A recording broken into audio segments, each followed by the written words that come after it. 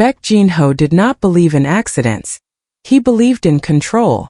From the shadows of the hallway, his dark, piercing eyes were locked on the library door, tracking the exact moment his world, meticulously ordered, brutally precise, threatened to fracture.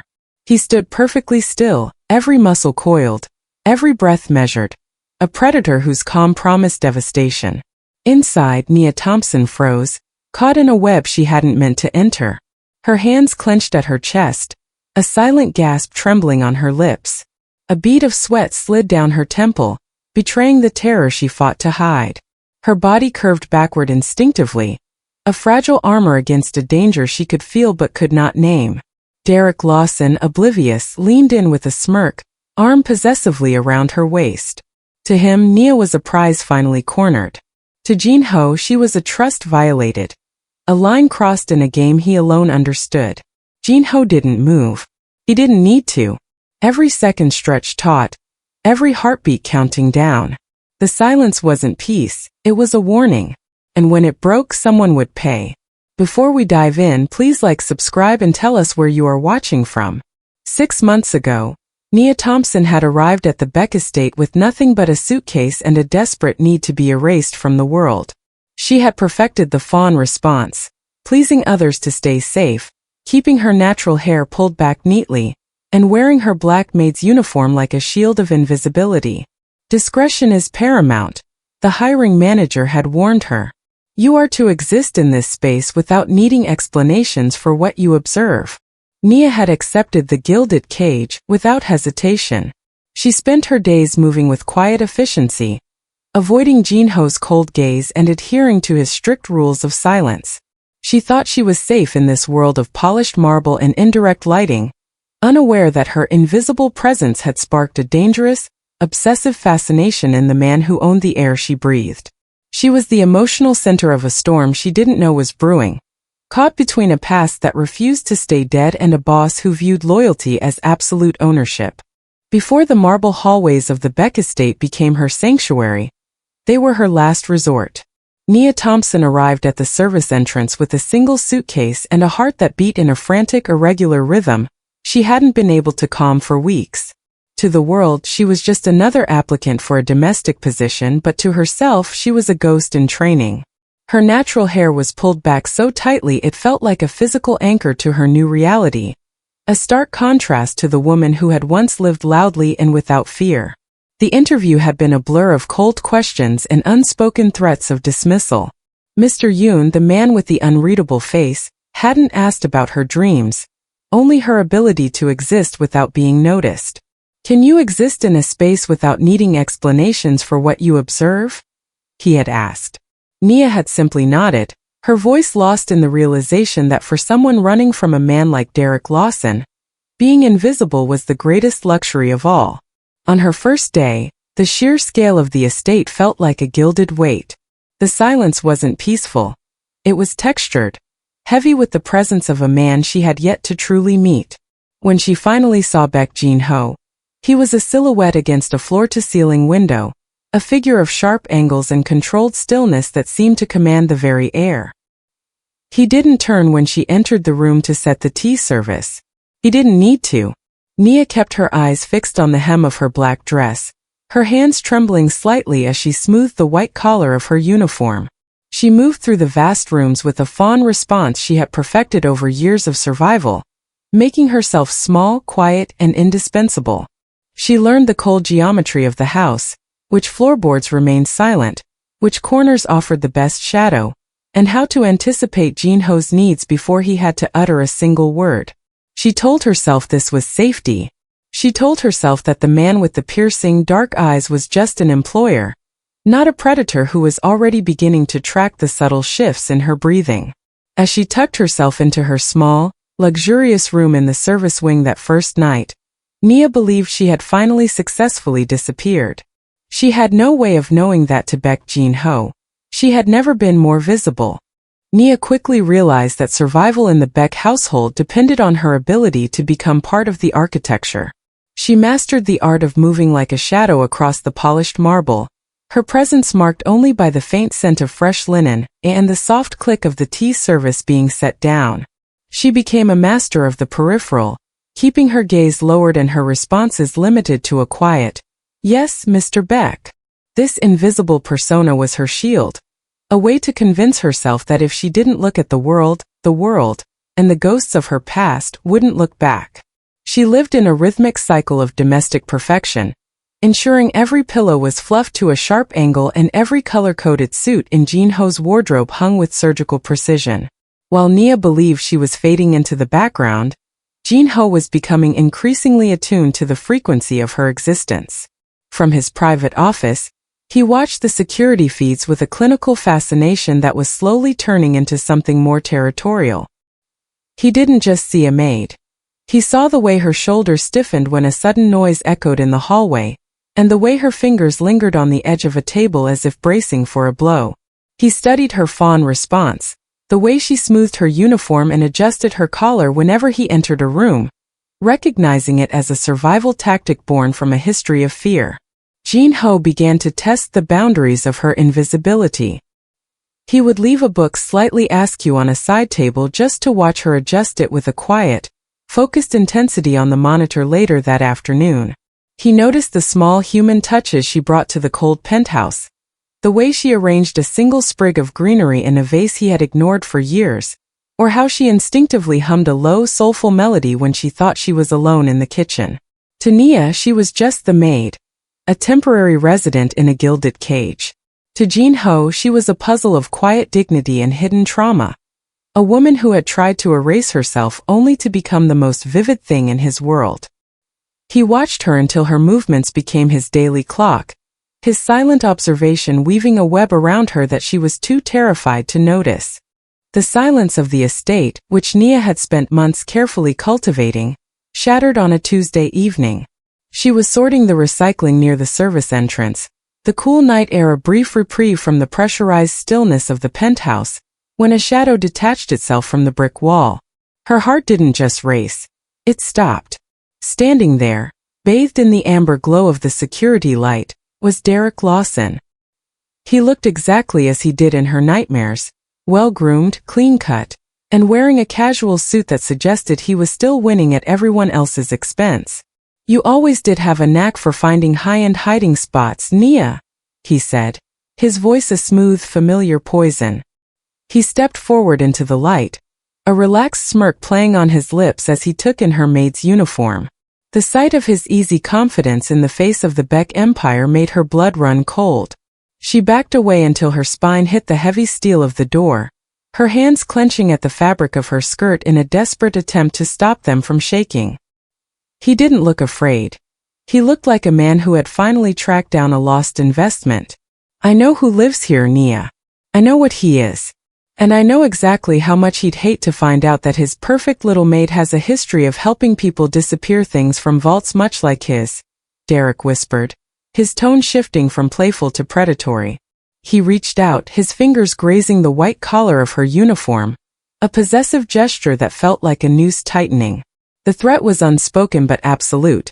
Help him breach the estate's security or he would burn her sanctuary to the ground by revealing her past to Beck Jin-ho. Nia's mouth opened but no sound came out. The fawn response that had kept her safe in the penthouse now left her paralyzed in the face of her greatest fear. She was caught between the cold, silent rage of the man who owned the house and the reckless arrogance of the man who wanted to rob it. As Derek leaned in, his eyes bright with a dangerous excitement, Nia realized the ghost she had been running from hadn't just found her. He was planning to use her as the key to his own destruction. In the days following Derek's appearance, the carefully constructed silence of the penthouse began to vibrate with a new, frantic energy. Nia moved with a frantic desperation, her movements no longer a fluid dance of domestic efficiency, but a series of jerky, panicked starts. She broke a porcelain saucer while dusting the library, the first error in 6 months, and her hands trembled so violently as she gathered the shards that the clatter echoed like a gunshot in the sterile air. From the shadows of his office, Beck Jin-ho watched the security monitors. His eyes narrowed as he traced the visible sweat on her brow, and the way her gaze constantly darted toward the service entrance. Her fawn response, once a tool for invisibility, had become a flashing siren of distress that he could no longer ignore. Jin-ho finally broke his own ironclad rule of detachment on a Thursday evening.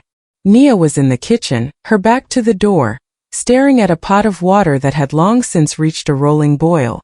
She didn't hear him enter. He moved with the predatory silence of a man who owned the very shadows she tried to hide in. When he finally spoke, his voice wasn't loud, but it possessed a gravity that pinned her to the spot. "The water is boiling over, Nia." She spun around, her mouth slightly open in a silent gasp, her hands flying to her chest in that defensive, clenched posture he had seen so often on the screen. "Mr. Beck. I'm sorry I didn't hear you," she whispered, her voice a fragile thread. He didn't step back. Instead, he moved closer, invading the small radius of safety she tried to maintain. He was tall, his sharp features illuminated by the harsh kitchen lights, his dark suit a stark reminder of the authority he held over her life. "You haven't slept in 3 days," he observed, his tone a chilling mix of clinical assessment and burgeoning obsession. "Your hands shake when you serve my tea. Something has entered my home that does not belong here." Nia's eyes went wide, a visible tear shimmering on her lower lid as she struggled to maintain the mask of the perfect maid. The pressure in the room was suffocating, a pressure cooker of unspoken secrets. Jin-ho reached out, not to touch her, but to turn off the stove, his eyes never leaving hers. "I do not like mysteries in my own house," he said, his voice dropping to a dangerous low register. "Tell me who has been at my service entrance, or I will find out myself. And you know my methods are not as gentle as my words." The heavy oak doors of the library felt less like an entrance and more like a trap as Nia slipped inside, her breath coming in shallow, jagged gasps. She had hoped the labyrinth of floor-to-ceiling books would offer a moment of sanctuary, but the air here was already tainted. Before she could reach the shadows of the far corner, a hand clamped firmly around her waist, pulling her back against a chest that radiated a terrifying, familiar heat. Derek Lawson stepped out from behind a mahogany pillar, his face split by a smirk that suggested he had already tasted victory. "Did you really think you could hide from me in a house made of glass, Nia?" he whispered, his breath hot against her ear. He didn't just hold her. He claimed her, his arm a possessive band that crushed the starch of her white collar. Nia's body went rigid, her hands flying to her chest in a desperate, clenched prayer. She looked every bit the trapped and vulnerable soul she had tried so hard to bury, her eyes wide with a frantic liquid terror. Derek leaned into her, his eyes shining with the reckless arrogance of a man who believed he had successfully checkmated a queen. He felt comfortable, dangerously so, ignorant of the fact that he was standing in the inner sanctum of a predator far more lethal than himself. The choice he presented was a poisoned chalice. Give him the digital keys to Jin-ho's encrypted safe, or he would scream her secrets until the marble walls crumbled. "Think about it, Nia," Derek murmured, his fingers grazing the delicate skin of her neck, a gesture of faux intimacy that felt like a death sentence. "To your boss, you're just the black maid. Piece of the furniture. But to me, you're the key to everything." He truly believed he had won, underestimating the quiet, severe consequence that was currently manifesting in the doorway. Nia leaned backward, her defensive posture a silent plea for a rescue she didn't think she deserved, while Derek's possessive hold tightened, sealing their fates in the flickering candlelight. He was the spark that had finally ignited the boss's wrath, and as the temperature in the room seemed to drop to a sub-zero chill, Nia realized that the territorial betrayal was no longer a threat, it was a reality. The heavy double doors of Baek Jin-ho's private office clicked shut with a finality that felt like the falling blade of a guillotine. The room was a sanctuary of dark wood and cold shadows, illuminated only by a single lamp that cast Jin-ho's sharp features into a terrifying contrast of light and bone. He didn't sit. He stood behind his desk, a looming presence of authority that seemed to drain the oxygen from the space. Nia stood in the center of the rug, her hands still instinctively clenched near her chest, her body trembling with a fear so profound it felt like a physical weight. "I do not believe in coincidences, Nia," Jin-ho said, his voice a low, surgical instrument of precision.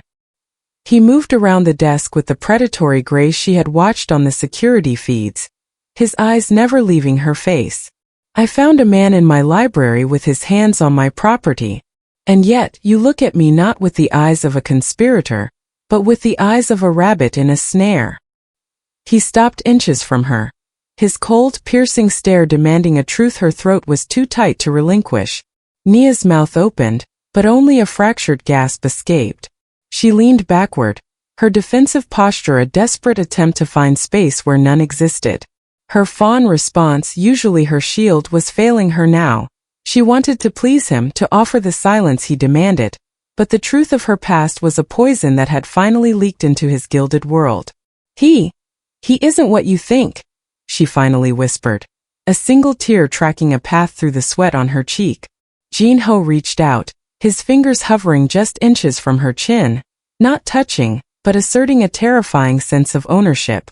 Then tell me why a ghost from your past thinks he can walk into my home and touch what belongs to me, he commanded, his jaw tight with a controlled rage. This was the trial of silence, a psychological war where every stutter and every averted glance was a piece of evidence. Nia realized then that the betrayal Jin-ho felt wasn't romantic, it was territorial. He believed he owned her safety, and Derek's intrusion was a debt that could only be paid in blood or total honesty. As the silence stretched between them, Nia understood that the only way to survive the boss was to stop being invisible and start being real. The silence of the penthouse was shattered not by a sound, but by a sudden shift in the air as Derek Lawson made his move. Fueled by a reckless arrogance, Derek stepped toward the high-security safe in the East Wing, believing Nia had provided the path. He smirked, confident that he was winning, unaware that he had entered a space where every shadow belonged to Baek Jin-ho. Nia stood frozen in the hallway, her hands clenched near her chest, her eyes wide with the terror that surpassed anything she had felt before. She was the emotional center of a collision she could no longer prevent, caught between the man who had haunted her past and the man who now commanded her present. The confrontation was swift and devastatingly quiet. Before Derek could even touch the keypad, Jin-ho emerged from the darkness like a predatory ghost. He didn't yell. His rage was a cold, surgical force that filled the room. He moved with a lethal authority that Derek had fundamentally underestimated. With a single fluid motion, Jin-ho intercepted Derek, his tall, sharp-featured frame looming over the interloper. The territorial nature of the betrayal was clear in Jin-ho's eyes. This wasn't just about the contents of a safe, but about the sanctity of his home and the woman he had claimed as his own. Nia watched from the doorway, her mouth slightly open in shock as Jin-ho showed his true mafia colors. The man who had been a silent, observing boss transformed into a figure of absolute, terrifying power. He handled Derek with a calculated severity that was meant to erase the threat entirely. Derek's casual suit and well-groomed confidence crumbled instantly under Jin-ho's piercing stare and physical dominance. As the brief struggle ended, the power ladder was re-established with brutal clarity. Derek was nothing, and Jin-ho was the undisputed master of his domain.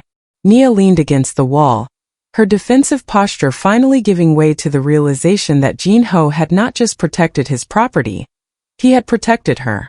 The stakes of the failure had been death or erasure, but in the ruins of the attempted heist, a new darker bond began to form in the heavy, silent air.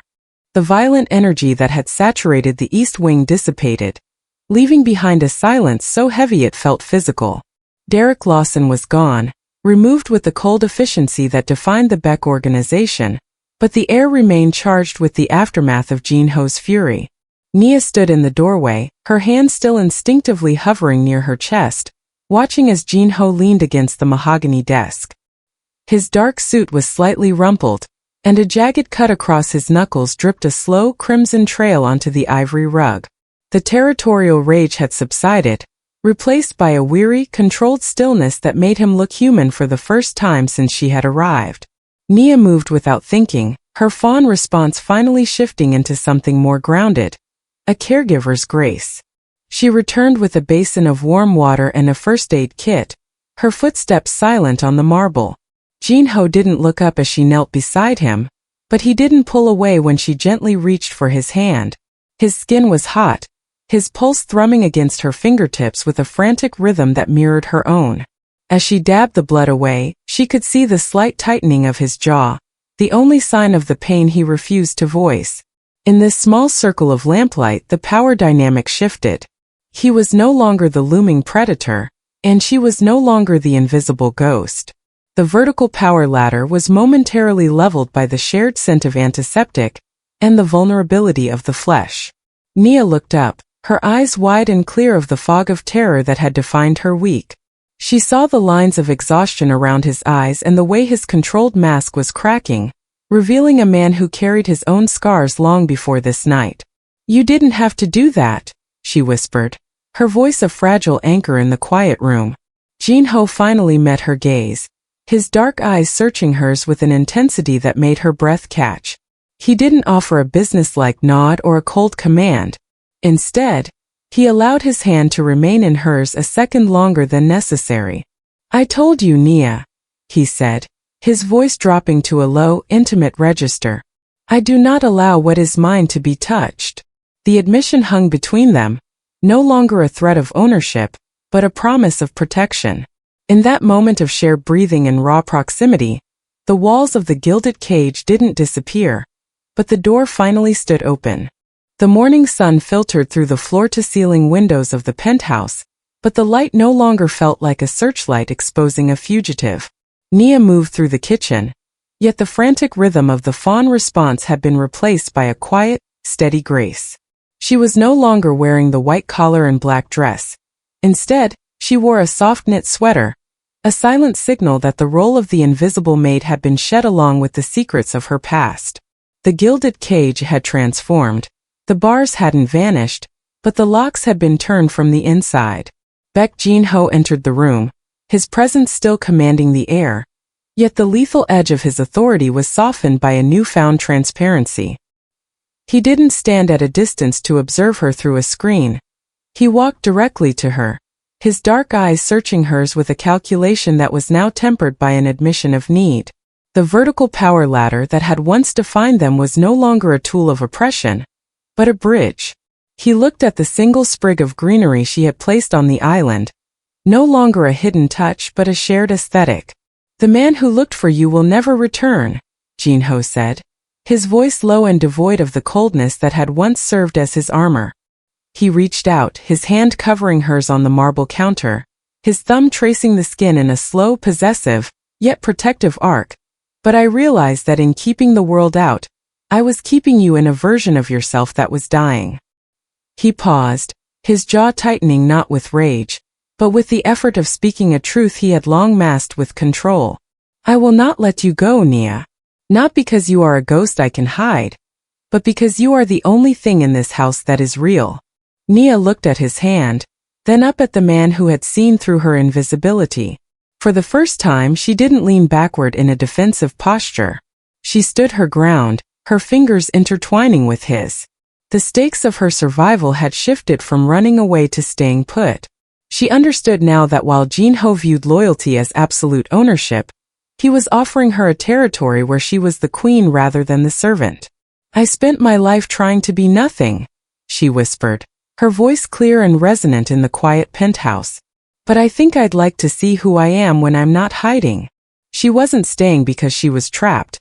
She was staying because for the first time she was truly seen. The new rules were simple.